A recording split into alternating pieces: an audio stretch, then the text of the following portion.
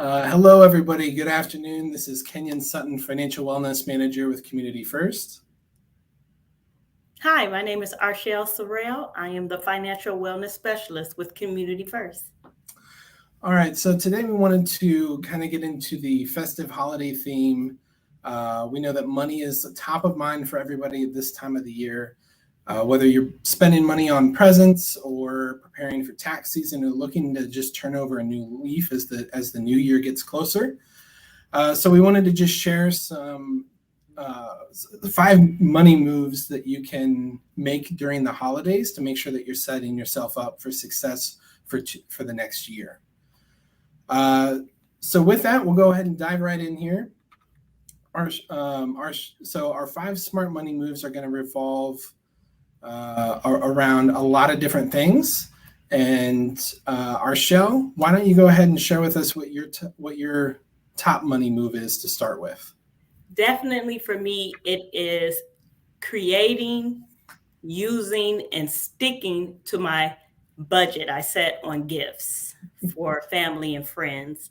So I will decide how much I want to spend on each person after I set my actual limit. And then I'll decide what I want to spend on each person and stick to that. And then after that, I usually will definitely shop for deals.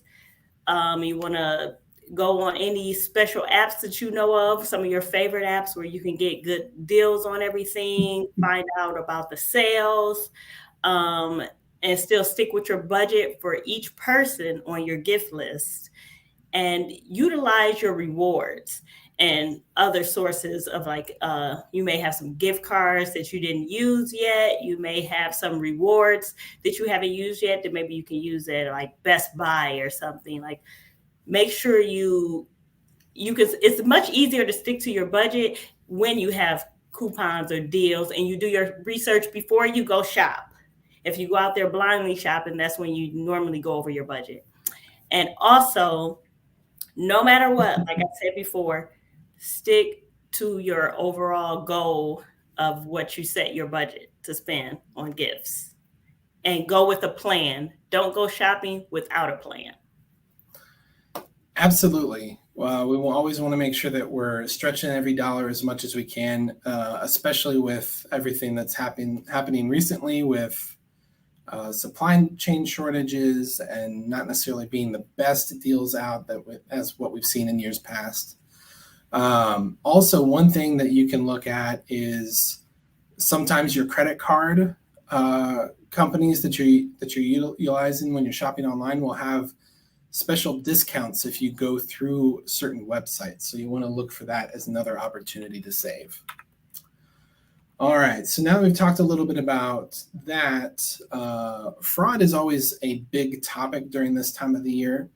Arshelle, what are some ways that people can shop securely online or just in general this holiday season?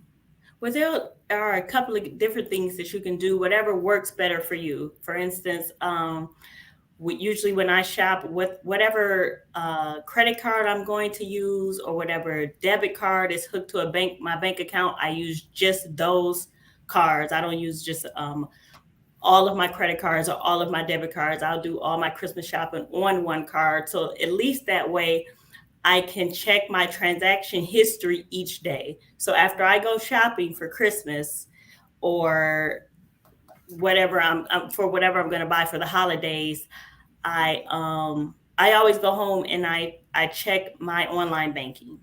So you don't have to wait for your statement to come out. Make sure, no matter what, you check your transaction history every day, because you're out there spending, you're swiping your card.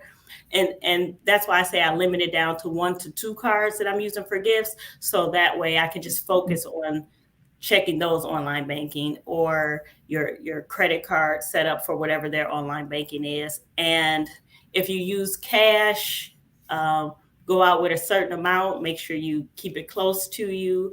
Or you can also use a Visa gift card. Sometimes people put a lump sum of money on a Visa gift card and use that. So they feel comfortable that nothing can even get hacked because it's not hooked to their checking account or their credit card. That's a great suggestion. I didn't even think of that. utilizing those gift cards during the holidays. One other thing too that I really like that you said was if you use one credit card for everything during the holidays, because then that's also going to help you with the first step that you talked about in being able to budget, because everything's in one place. You're not looking across multiple accounts to make sure that you didn't miss anything when you're looking at tracking that budget. If you're watching this, go ahead and throw some of your tips for shopping securely down or shopping securely during the holidays down in the comments for us. We'd love to see what you guys have to offer with this. Let's see. Another thing that we don't want to neglect to mention too is just being aware of your surroundings if you're going out shopping in person. Like we said, fraud and crime and things like that rise pretty significantly during the holidays. So you just want to make sure that you're keeping yourself safe. And then, of course, if you don't like carrying your cards with you while you're out shopping, you always have that mobile payment option at most stores. So looking to make sure that you're utilizing that, because it's also a very secure way to be shopping during the holidays. All right. So, and again, if you've got any tips that you'd like to share with us, just throw those in the comments. All right.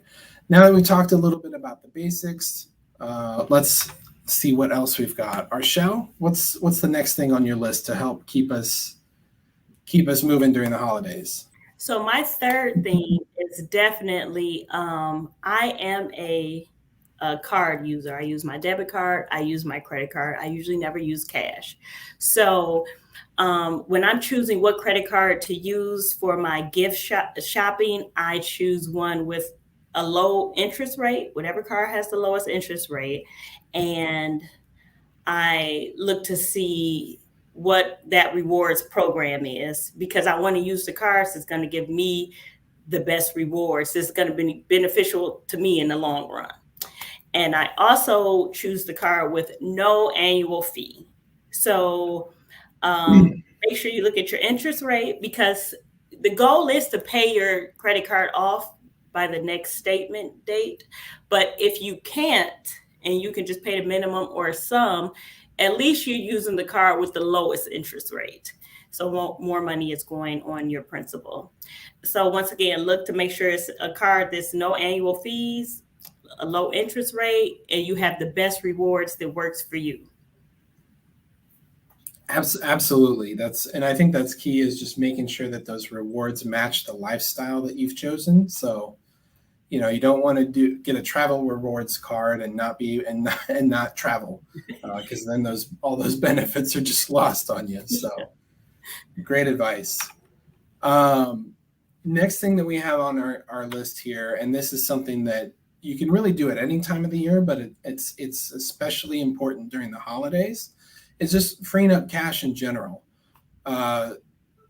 So money is always pretty tight for a lot of people during this time of the year, just because we have, excess spending with, things, buying a bunch of food for all the parties and get-togethers that we might be having, buying presents and gifts for people at the office, for family, for friends. So our budget, our spending really takes a big hit during this time of the year. So it's always helpful to free up cash and look for ways to save money. So what we always recommend is looking at your most expensive bills and just seeing what the opportunities are for you to save money with those. Things like your mortgage, your car loan, your credit cards, things like that. Looking to see, are there any opportunities to either consolidate some of those, put them into one loan, so maybe you can either lower the payment, lower your interest rate, or just free up some cash month to month, or even your mortgage. If you look at refinancing your mortgage, a lot of times you don't have to make a payment for, at least 30 days or something like that. So it helps being able to free up some of that cash during the holiday season. So just look, and especially with rates at historic lows, now is a really good time to be looking at some of these things to make sure that you're going to be saving the most money now, but then also in the future as you get that newer loan with a lower rate. Arshel, did you have anything that you wanted to add here before we moved on? No, just my one last recap. Stick to your budget that you set on spending gifts. Make sure you check your bank account and your credit card transaction history every day to make sure only transactions you have made is showing up on there. And that way, if something did go wrong, you can catch the fraud right then and there and get that handled. And stick to your cards with the low rates, no annual fees, and enjoy your holiday. Absolutely.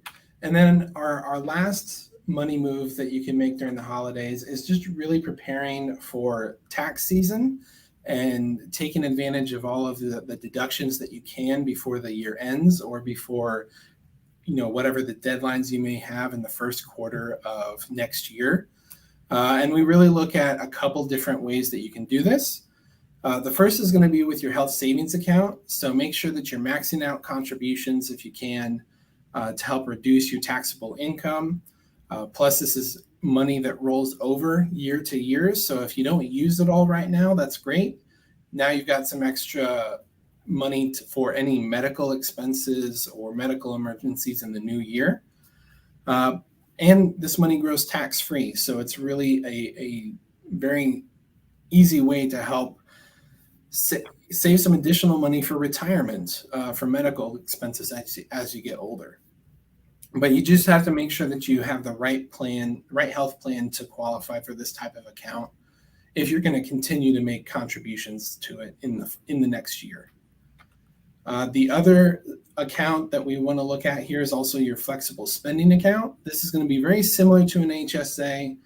The things that you want to know with flexible spending accounts or FSAs is that it's a use it or lose it type of account. So if whatever money that's in there at the end of the year, if you don't use it, you're going to lose that money. So you want to make sure that you're budgeting accurately with how much you're contributing and then using it for things for qualified expenses so that you don't lose that money. And then it'll help you save a little bit of money on your tax bill again, because it's pre-tax money that's going into the account. And then finally, retirement is always a big one, especially when we're looking at taxes. So make sure that you're maxing out your employer contributions, you're maxing out your tax deductible contributions, and you're doing all the right things for your particular situation. And this, you can always, talk with a tax professional to make sure that you're getting every deduction that you can, but then also meeting with your investment reps to make sure that you're setting yourself up for success when it comes to retirement. And again, these are just educational recommendations from us, not necessarily advice that is going to apply to everyone. So make sure that you do your due diligence. So with that, if we've got any questions, you can put those in the comments for us. Otherwise, I hope you guys enjoyed today's session and have a happy holidays. Bye.